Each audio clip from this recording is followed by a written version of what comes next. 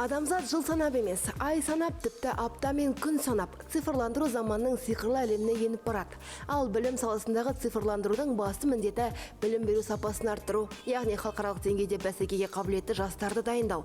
Сол мақсатта бүгінде мектеп бағдарламасына енгізілген түрлі пән бар: робототехника, ITC, тағысын тағы. Бұл стандарт бойынша балаларды робот құрастыруға және роботтың бағдарламасын жазуға бұл стандарт бойынша EVM 3 арқылы үйретеміз. Ал арнайы үйірмеде шетелдік мемлекеттің ішіндегі әртүрлі сайыстарға жеке дайындайды. Сол арқылы балалардың визуализациялық ойлауын тек қана визуалды түрде емес, оны қолмен жасау арқылы жұмыстарын өздері дамыта алады. Және соны, мысалға, кез келген бір бағдарламаны бала жасаған кезде өзінің дамуы одан сайын арта түседі. Балаларға біз тек қана мүмкіндікті ойлау арқылы ғана емес, әрі қартай сол өз ойларын дамыту арқылы мүмкіндік беріп жатырмыз. Айтпақшы, электронды журналдар мен күнделіктер жүйесі де енгізілген. Кез келген ата-ана ғаламтор арқылы сол жүйеге кіріп, баласының үлгерімін қадағалай алады. Барлық мектеп жүйеге құпия сөзбен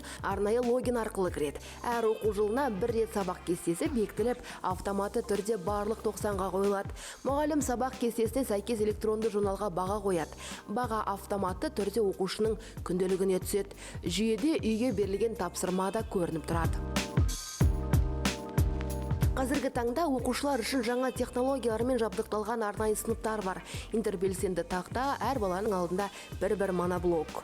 Әр кабинетте жеке интербелсенді тақталар бар. Олармен балалар сабақ барысында кез келген тапсырманы орындай алады. Мысалға, бала бізде осыған дейінгі дәстүрлі сабақтарда оны жай ғана ойлау арқылы шешім қабылдайтын. Қазір және ойлау арқылы, және көру арқылы олар шешімді қабылдауға тезірек мүмкіндік береміз біз. Соның жаңа технологиялардың соған деген плюсы көп. Цифрлық сауаттылық сабағында жеке моноблоктар беріледі.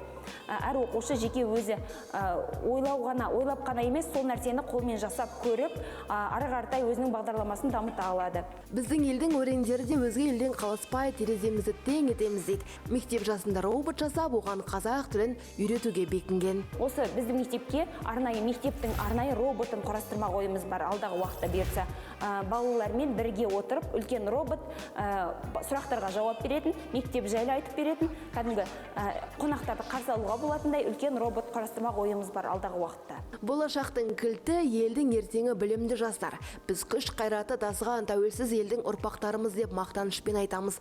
Алдағы уақытта білімді жастарымыздың талай белесті бағындыратынына да сеніміміз мол.